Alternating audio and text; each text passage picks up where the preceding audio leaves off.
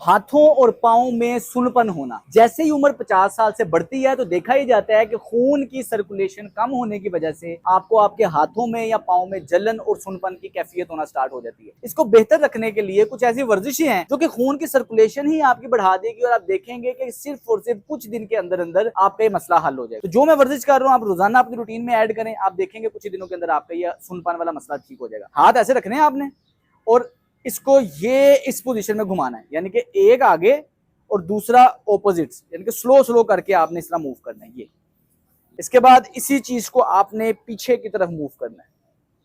इसके बाद आपने अपने पंजों को इस तरह ऊपर मूव करना है और आपके हाथ इस तरह खुलेंगे। जैसे आपका पांव ऊपर जाएंगे आपके हाथ खुलेंगे, फिर बंद। ये इस पोजीशन में आपने मूव करना है। अगर बैलेंस खराब है पास कुर्सी रख लीजिएगा। इसके बाद हाथ ऊपर करके पांव थोड़े से खोल के इस पोजीशन में आप ऊपर नीचे करेंगे, ये इस पोजीशन में।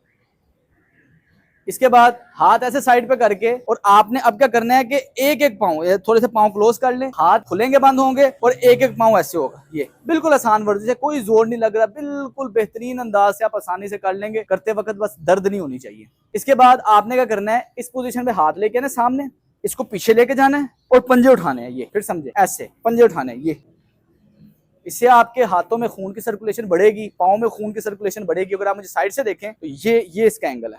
कंफर्टेबल पोजीशन पे रहना है। जूते आपने कंफर्टेबल पहने हो, घर में कर रहे हैं तो नंगे पाँव कर सकते हैं, लेकिन बाहर कर रहे हैं तो जूते आपने कंफर्टेबल पहने हो। इसी पोजीशन में यही वर्जिश, अब बाजू पर जाएंगे।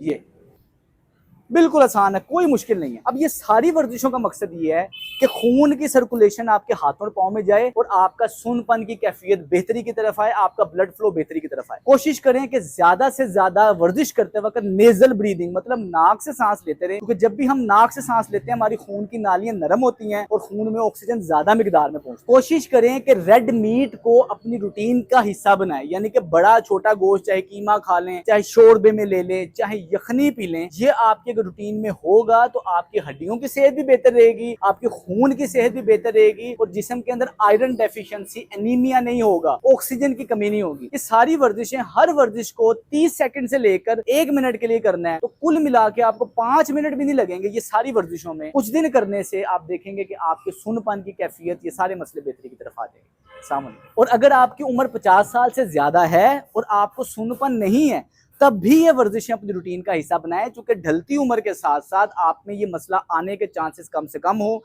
ये वर्जिश रोजाना करवाएं। अगर तो आपको मसला है तो रोजाना करें, सुबह शाम करें, बेहतरी आ जाएगी। लेकिन अगर आपको मसला नहीं है, 50 साल से बड़ी उम्र है, तो अब हफ्ते में 2 बार ही कर लें, आपको बहुत अच्छे रिजल्ट्स मिलेंगे। अस्सलाम।